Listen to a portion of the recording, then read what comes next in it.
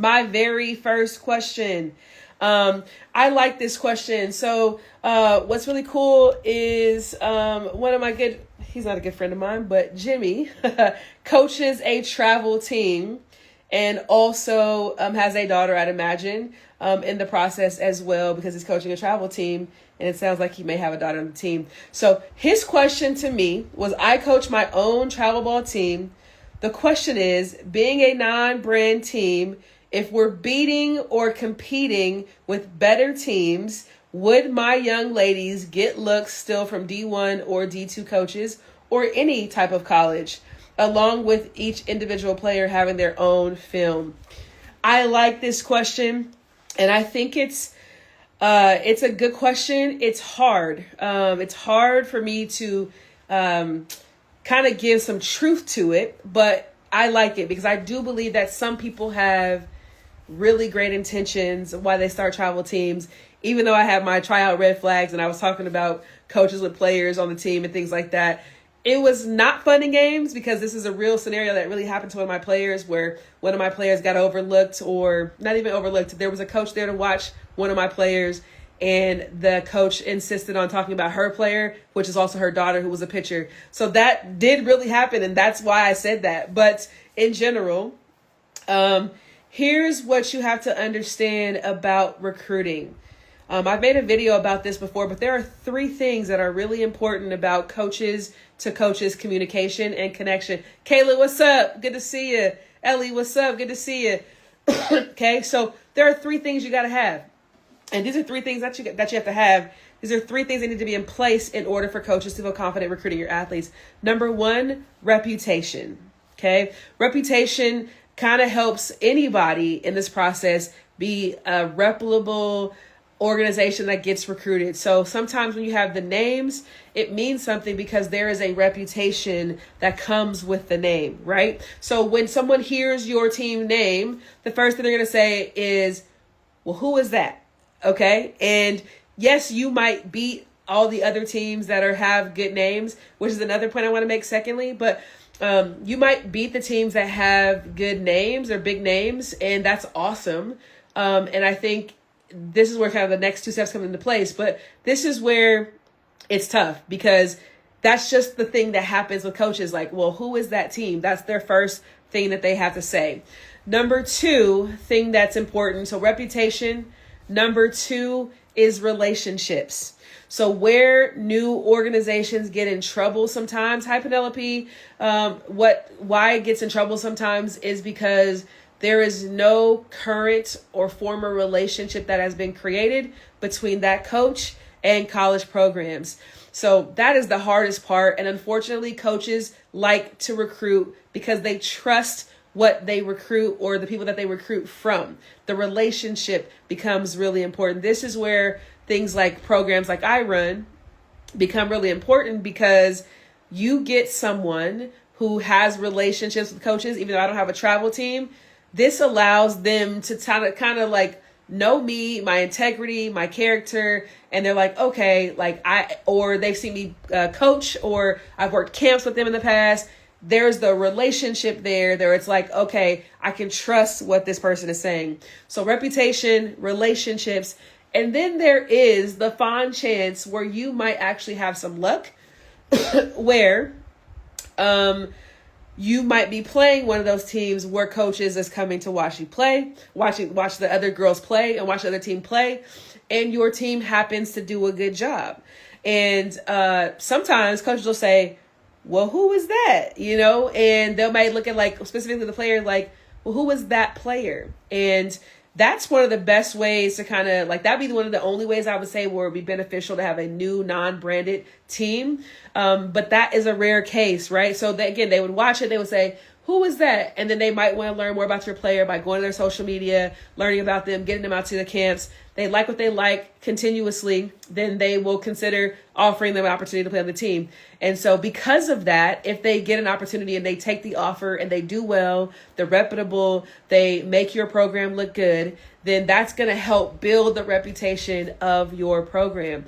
The challenging part is that trust takes time. And that process of knowing if I recruited somebody from a team that's unknown, that I don't have a reputation with or relationship with, if I recruit them and I bring them into my program and they go through all their journeys and get to the program, we have to at least wait to see 2 to 3 years if the return on investment is there.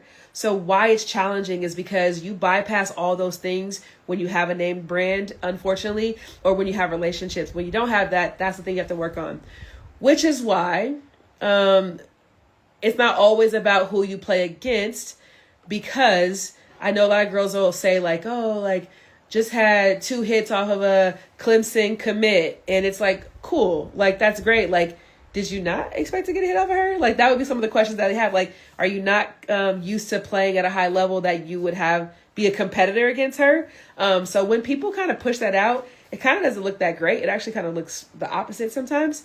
Makes it kind of talk about your situation, your program, like, or your skill, like you were surprised that you competed against her. So think about that when your athletes are posting those things in the future. Now, I will say this. Okay, there are some coaches that are just particular about what they like. I had an athlete, I didn't have an athlete that is a 2028, and we've been working together since March. And in March, when we first got together, I specifically talked to her about her travel team and it being a more non-name team, non-name brand, as you called it, team. And I told her, like, she's a really great athlete. And I said, hey, you're going to have to find a new team if you're going to track the schools that are on your list. You can definitely play for those schools. However, you're going to have to find a team that's going to be a better fit for the coaches to go find you, because they know the reputation and they trust that brand. And so she did not do it and played all summer.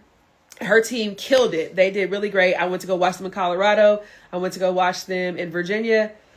Excuse me. And they did a really great job the entire summer. I mean, probably was in the top 15 in Colorado, if not top 10 in Colorado. But I was literally sitting at a game in PGF. And I was asking coaches, you know, because I go to games, watch my players play. I'm talking to coaches and everything like that. So I'm talking to one of the coaches of a mid-major school. And I said, hey, do you know of this young lady, you know, this person? And she's like, I do actually know about her. She's been to one of our camps. We really like her.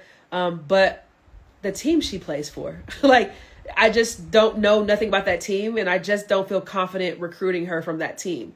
She really needs to find a new team. And I was just like, oh my God. Okay. Like, I've been telling her this, but like, for you to confirm it and you're one of her top schools, we got to make an adjustment. And for this young lady, it was really challenging because she really believed in loyalty and she really believed in the camaraderie that she built as a player that has players behind her, has her back and things like that, their team. But unfortunately, it was a real fact that this coach said this to me. And so thankfully, she's finally decided to join a new organization, and it's going to really skyrocket her opportunities. So again, Coach, to answer your question, it's not impossible, but you have to build the trust and the track record, which unfortunately takes longer than probably you have with the group that you have. So if they're a 16U team or a 14U team, your team needs to build credibility with those coaches, with someone who can get to their program and then do well at their program. And then it creates the opportunity for trickle down effect. That's going to take a 4 to 6 year process. That's the challenging part about this whole entire thing. All right. To really build up the reputation and the credibility. Okay. So great. Question number 2. That's a really great question. Jimmy, hopefully that helped you. Hope everybody out here as well. Good to see all y'all jumping in. I appreciate y'all coming in. Y'all late, but I appreciate it. All right. Question number 2. So my daughter is a 7th grader. We're at a crossroads. We live in a state and an opportunity has been offered to her to join a different team in a different state. However, my worry is that although she is probably considered near the top of her class, nationally ranked, are we foolish to put ourselves in debt trying to chase a dream that'll be years from now by going to travel ball in this other state? Or is staying in our current state, are we doing enough to get her the best possible exposure, staying with a good but lesser club in this state and not moving to the other team? Or is that kind of commitment at 7th grade crazy? And do we wait till she's a little older and realistic in an ideal recruiting age group? Great question. This is a great question. 7th grade. So everything has to have context, y'all. So 7th grade has to have context, right? With 8th grade and 9th grade and 10th grade. So when I answer questions, I love when people give me the context of the grad year because that's really important. So a lot of you are facing this kind of question right now in general about travel teams. And if I'm not finding the best in my area and I'm in 8th and 9th grade even, do I invest in moving to a different team in a different state? And I'm going to say this. I've loved how she's going for this. Coach. Oh, that's awesome. Good job, Chuck. I'm so excited for your daughter. That's great. So here's what I'm going to say to this. I've made a post about this. I haven't posted it yet, but one of my posts that's coming out to you guys is it is this time of year. Camp season is upon us. And if you go to X, you're going to see a ton of athletes right now opening up their golden tickets from Oklahoma. And what I want you to notice in that video is that there are 29s, there are 2030s, and there's a 2031, but she deleted her post. But I did see it, 2031. So that means she's in 8th grade. How did she get that ticket?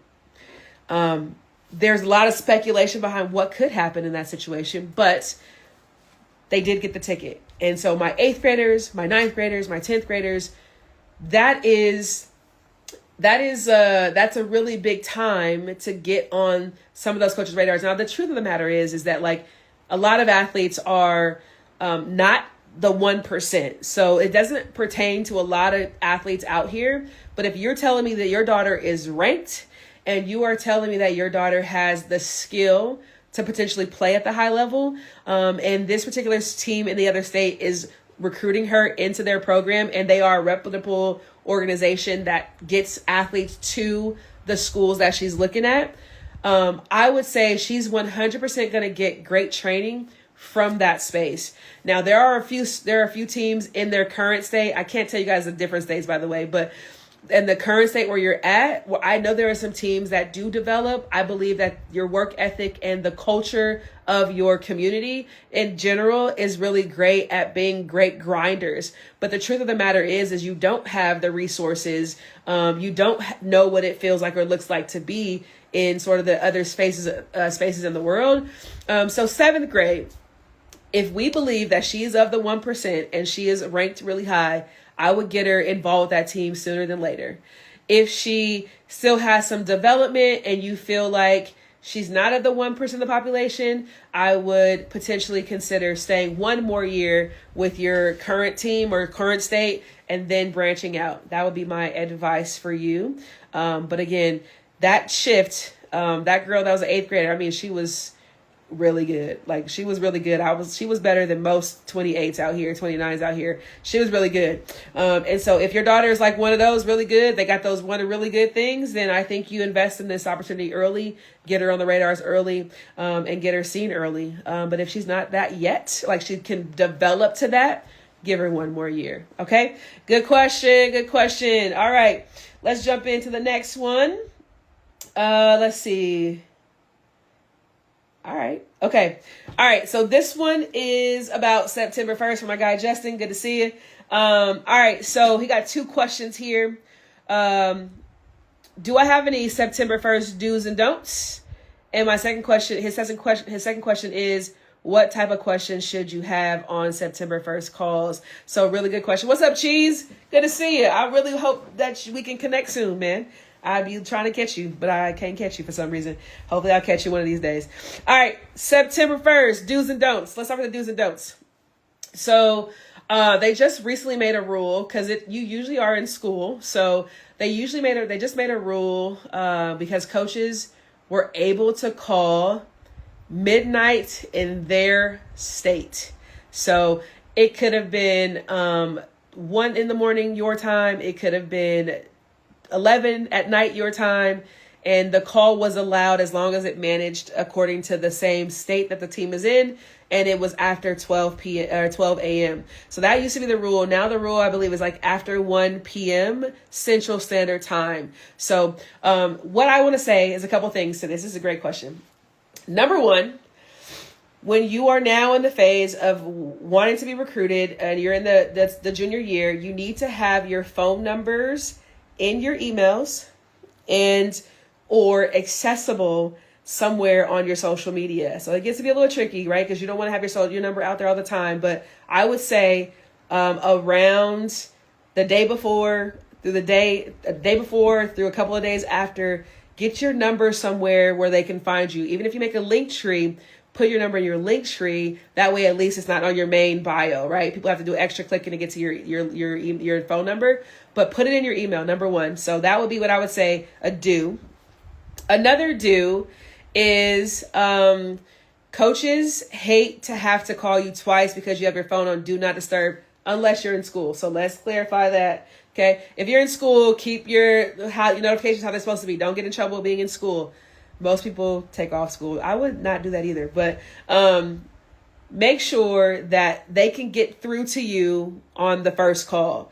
So nothing worse than having to call you, get your voicemail, and then call you again, and then your voicemail, and then you finally answer, or have to leave your message anyway. That's number two as a don't. That's number one as a don't. The second half of that, though, is then have your voicemail set up, okay, and make it something that is sort of professional. I hear all the time, like, there's nothing on your voicemail. They don't know if it's you. Like, you got music playing in the background, all the things. Just say your name in your voicemail, and just let them know who you are. And you'll get back to them whenever you can. Okay. Some coaches will also text you first, so just pay attention to your phone a little bit on that day. Let's see what else.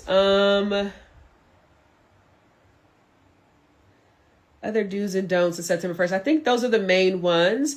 And then I would say definitely if you get a phone call and you miss it, call them back. Okay. Call them back or text them. I'll say this, call them back. If they don't answer, leave a voicemail. Okay. Leave a voicemail and then send a text and say, hey coach, sorry, I missed your call. Just want to let you know, I'm available for the next such and such hours, and then be available for them to call you back. All right. And leave your phone number when you leave the voicemail. So, yes, that'd be another thing. All right. So let's talk about the second question, which has to kind of do with the same thing. But what questions should you have prepared on September 1st? So here's what I want you to understand. Coaches want to get to know you, and you should want to get to know them and their program and what they're looking for. Okay, so when you are creating your questions, I think a lot of people get stuck because they're only thinking about, well, what questions are they going to ask me? All right. And so a basic one is literally tell me about yourself. Tell me what you know about our school. Tell me why you want to play at the next level. What's kind of your training regimen like? And, how is your coaching staff going? They'll kind of just shoot the mess with you just to get you to talk a little bit and learn more about your personality and how you interact. So that's number one. You need to be able to talk about yourself. But the second half of this is you are building a relationship. They also have to prove themselves to you. And I think you guys forget that sometimes.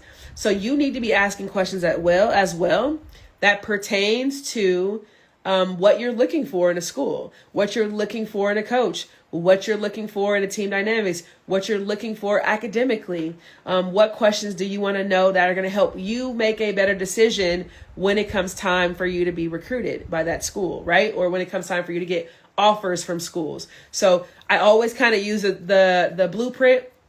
What do you want to know about their coaching style? What do you want to know about their team dynamics? What do you want to know about their conference? What do you want to know about the school itself, their academics? What do you want to know about their major that you're going into? And anything else that is really important to you? Ask those types of questions. That's just kind of how you think about it. So you have to think about, what am I looking for? And what questions can I ask to get those answers? That would be the way that you prepare for September 1st the best. But genuinely have a conversation. They want to know about you and who you are, and you should want to know about them and who they are. So be interested by being interested, or be interested by being interesting, as they say. And so the more questions you can ask, the better it shows that you're actually interested in what they're talking about in their program. So that would be what I would advise for you on that. All right, so I have some time. Those were all my questions for today. So I got about 7 more minutes. So if anybody has any questions, let me know what questions you might have. And this time next week, by the way, y'all, I will be on the road back to Washington. I'm going to take a 4-hour drive to Washington. 4-day drive to Washington beginning on Saturday. So y'all pray for me that I get safe travels and things like that. But the background will change, but Coach Carter will remain the same. So what questions do you have? What questions do you have? By the way, I love getting gifts for my players. I just got this in the mail. I don't share much on social media about my athletes committing. I mean, I will. I just haven't done it. I just don't do it. But my program does actually get athletes recruited and they do play at the next level. And we do also support them in the next transition. This young lady had an interesting process. But Mac, if you're here, I got your flag. Appreciate you for sending this to me. She had an interesting journey. Mac did actually. She committed to one school, a D2 school. That coach left. But we knew right away that he valued who she was and what she was about. And so she committed to the school. We had questions. We asked questions to the coach about his departure and if he was ever going to leave and stay and all the things like that. And he guaranteed us that he wasn't going anywhere crazy. So she committed. They had everything she wanted it to be. Got a lot of financial support to go there. And then in the summer, beginning of summer, she gets a message from one of the players saying that, hey, did you see that coach resigned? And we were like, what? So she calls me in panic. I'm in Seattle. She's in Delaware at the time. And she basically called me and we had to troubleshoot this whole entire process. And then with the process, basically, it turned out that the coach still wanted her. So we had this relationship, which is why we picked this school to begin with, because coach really valued her. He went to her high school games. He would always check in with her, all the things. And so it worked out. She went from a D2 offer to a D1 offer. And now she is headed to Delaware State, and I'm super proud of her. And then I actually had a reverse situation where the Delaware State coach left, and we found out on social media that he went to a different school, and his committed players didn't know. I had to help her also find an opportunity to get back with him, and so she committed to Towson as well. So crazy story how these things happen. So, all right, I just wanted to share that with you guys. I have a question. Do you think it's too late for 2027 athletes? Too late for what, Tanya? Too late for what? What's your question specifically? Too late for what? Let me know what you mean by that. And while you answer that, I'm going to get the next question. I sent you a question on Facebook. Not sure if you're able. Yeah, George, I don't see the Facebook stuff. Thank you for saying something about that. Instagram is my main source, and you find me here on Instagram. So just put your question in here if you can, George. I'll answer it for you today.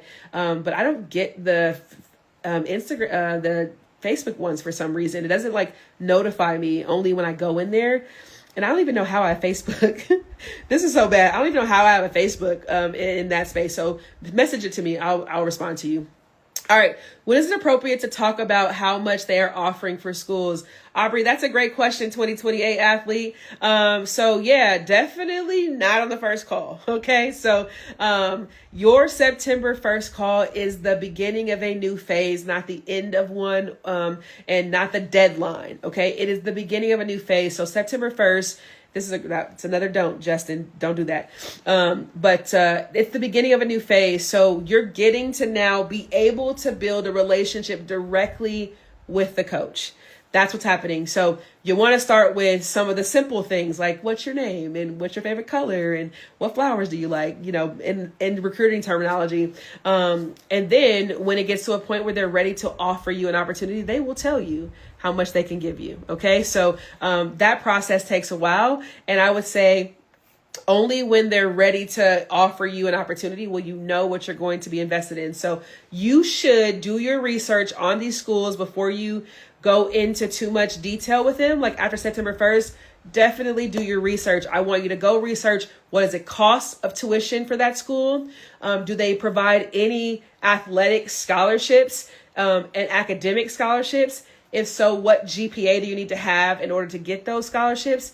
Does this school match? Like, do they basically allow you to have both? Because there are some schools that don't. You want to know these answers before you start having further and further conversations with these coaches. Like, if your parents and family, if you haven't had a conversation about what you guys can afford for you to go to school, have that conversation. Even if they're like, we haven't saved nothing. We've saved 10,000. We've saved 20,000. You need to have that conversation with your parents so you kind of have an idea, not to put pressure on yourself, but just so you know, like, okay, this is what we're working with. Okay, cool. When I'm talking to these coaches or looking at these schools and we got $10,000 in the bank and I'm looking at a $70,000 school per year, that might be something you want to think about. Okay, so don't put yourself in a situation where you fall in love with the program because you built a relationship with the coach, but you guys can't afford it, right? So just think about that. So Aubrey, that's a really great question. I'm glad that you asked that question. All right, pretty girl Tachi. So hi coach, do you only work with girls wanting to go Division I? So yes, although most girls don't go not most, that's a lie. I believe in fit for sure. But the mentality is really important. And I start my program with 8th graders and 9th graders.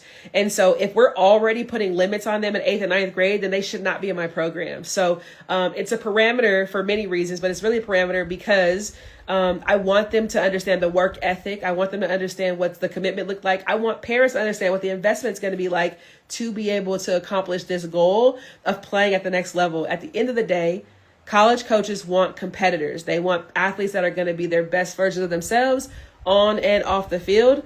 And if you are striving for less than best, then really most coaches don't want you. So the answer to that is yes. But at the end of the day, as you go through the journey, we learn some new things about ourselves. I had an athlete go to a camp this weekend and she's like, yeah, I really think that school was not a good fit for me, which is awesome. I love that information because we're learning about ourselves as we go. But if we're only shooting for the bottom, then like, why? So that's kind of how I think about it. So the answer is yes. Yes. All right.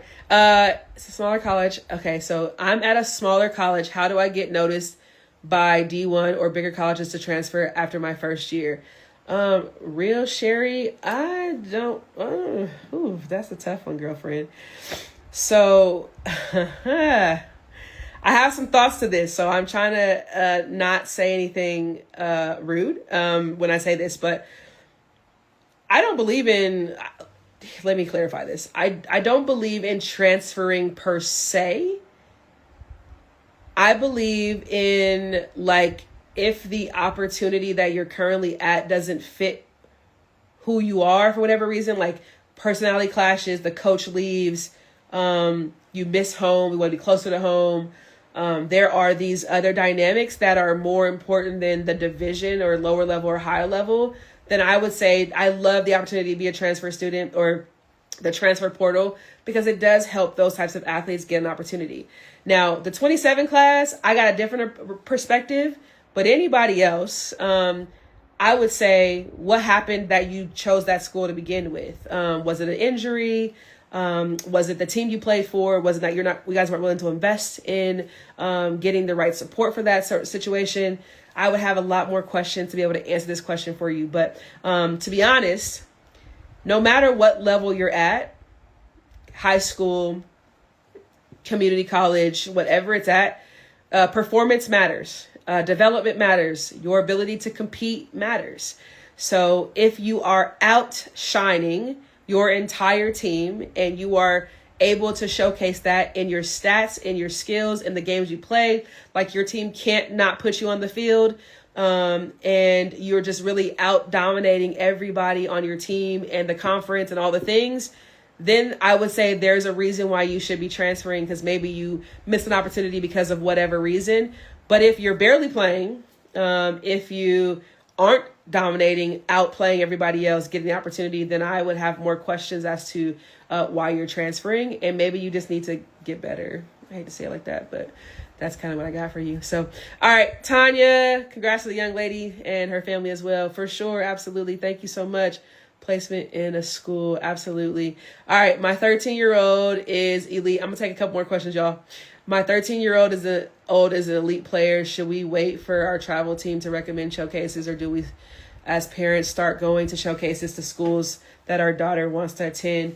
I need to know what her grad year is, Big Surge. Can you tell me what her grad year is? Let me know what her grad year is. Hey, coach, do you only work with? Yes, pretty. I already talked about that. Let me know what her grad year is. Okay, afraid I forgot the question. If I don't, ask it while I'm thinking about it, even if the other day when making videos. What is the difference in the highlight? Oh, yeah. I responded to this question. I don't know if it's the same person, but when making videos, what is the difference between highlight and game footage? Check out my video live from last week. I literally talked about that last week. So check it out. What's up, wife? My wife's on the call, y'all. All right. My daughter, London, is wanting to work with you. She's 2029. We met you in KC and Team 1 invite. Okay, well, shoot, hit me up, pretty girl. Tashi, but here's the thing, 2029 is you're right at the end of when I start working with you guys. So catch me before I close that door. So I would love to. Just send me a DM. I will make sure I talk to you guys. Okay, Big Surge 2031. This is helpful. Thank you so much. So as I just mentioned, Oklahoma has sent out gold tickets and they're sending them to 29s, 2030s, and 2031s. So I think that's a travel team conversation. And when you're with your travel teams, you need to be asking more questions before you commit to them, or go back and ask these questions. So one of the questions that I think the younger families need to ask more of is, thank you so much, Stephanie. I have to go back and pay attention. But one of the things that you want to be asking them is kind of what's their timeline and traction and what they believe in as far as like years to when they spend more time with them when it comes to the recruiting process. So I would ask that question because most of them are going to probably tell you, oh, well, they got time. Let's wait till 16U and all the things. And that's not accurate. As you just saw from what I said about earlier about Oklahoma, it's not accurate. So I would say for sure, what ways can I get myself out there? As an 8th grader, what I tell my parents to do as 8th graders is try to get them to a big camp locally. So that way they can be able to experience the big camp and get some feedback or assess themselves and their skill according to girls that go to that camp. It's a really great time without the pressure to feel and understand, all right, what are coaches looking for? What's the dynamic of these coaches? Things like that. So 100% get them out there early so you can kind of see what's my gap and how do I work on that gap so I can be better than be better. And so that the next time I go, I'm standing out in that sort of environment. So Big Surge, that would be my answer to you. Okay, so thank you. My daughter London is wanting to work with you. Pretty girl. Stephanie, one of my former players, now friends, was telling me that I had to look back at your stuff. I think I answered it though. Okay, I think I answered it. All right, y'all. Listen, check it out. I'm going to head out. How do you get a golden ticket? Yeah, be good, be great, be on the right team. I love it. Thank you, Addie. I appreciate you for giving me that shout out. That means a lot to me. Addie's my girl. Addie, I was making your post today for this week. Just so you guys know, with my 2028 athletes, I'm just trying to help push them a little bit further along the journey with coaches. So I'm making these graphics and putting it on X for them. And so the first week, what we did was we talked about their skill, what their strengths were, their skill. We also do, because I am a behavioral specialist, I'm a mental performance coach. So I truly believe in knowing knowing ourselves and how we market ourselves, knowing who we are. That's a really big part of my program. So it's a program for a reason, because we don't just do recruiting. We want to get the underlying development of our players, because at the end of the day, like I told you in the beginning, we want college coaches to trust the athletes that we bring, because they represent our program and they represent opportunities for future opportunities, right? So here's how it goes. So anyway, we did videos last week, and we did skill videos last week when we talked about her skills. This week, what we're doing is all of our girls have done strength assessments or personality assessments. I'm like I said, behavioral specialist. And so now I get to talk about them as far as what type of people they're going to be in college coaches' locker rooms, which is really cool. And I know this because I've been able to test them and assess them and learn about them and be a part of their journey in so many different ways. We literally meet every single week. And so this week, I was doing Addie's. And so, spoiler alert, one of her main values is that she's a competitor. And I love being able to talk about why she intricately is a great athlete for most programs because of what she does and who she is naturally, right? Along with her work ethic, along with her skill, I get to talk about all those things as well. So I'm super excited to be able to post that next for all of my athletes. And then next week, I'm going to do a personalized video for all of them just to put it out there and say, hey, coaches, if you didn't know this athlete, you should know her. This is what you should know about her. This is what she brings to the table. If you haven't put her on your list, 100% put her on your list. So if you don't follow me on X, I don't really post more stuff about recruiting only here, but hit us up on X. You'll see what we got going on. And then real fast, George, you said, not sure if my question sent, I don't, did you tell me what it was? Cause I think I asked you to look for it. I will answer it if you send it to me. I'll give you like 1 minute because I'm over the time now. But I appreciate y'all, man. Like, the whole person is super important. Like, I want you guys to know that your athletes cannot do recruiting until they can understand who they are and be able to talk about their strengths and their goals and the things that they're good at. Like, they have to be able to market themselves. But part of that is about identity. And part of that is about knowing that they were created, they were called, and they were chosen. And all this came from God. It didn't come from anywhere else. And only when they know these things and know that their value is in what God already created, only then are they comfortable being judged by college coaches in the recruiting process, because it is a judgment process. And if you're insecure or unsecure with who you are, it's really challenging to be able to showcase yourselves effectively and confidently to college coaches. So I want your athletes to know that, and that's why we do this sort of work in my program. So, okay, I did real quick. My daughter academics are fully paid for by military benefits. Does this? Oh, I did see your question. I answered this question last week. I don't know if I answered. Actually, I might not have answered it. I apologize. I do remember this question, George. I did see this. So I'm pretty sure I answered it, but really fast. So some families get the opportunity to have things paid for, like Native American scholarships, like military. There is a few others where you kind of get that funding. And I think that's a really cool thing. I think it doesn't necessarily come up until you're in the offer phase. And I think you could put it, like one of my military kids puts it on her social media page. Both her parents are in the military, retired military. So she puts like proud military family just to kind of show that. But it doesn't sway a coach one way or the other. Like, it doesn't give them like, oh, I'm going to pick her because I don't got to pay for her to come to my school. That's not a thing. At the end of the day, the program, the college program is a business, and it is a situation where if they don't do well, like, it's a person's livelihood at stake. So it kind of goes back to like everything that's free is not good. And so your daughter, I'm not saying your daughter's not good. She's probably really good. But what I'm saying is that's a thing that you have to consider. Like, sometimes parents investing or coaches investing in you kind of shows something on both sides. So again, most coaches are not going to just drop everything they're doing because they're a military athlete. Because again, it's a livelihood thing, and do they fit their program, and can they make their program better?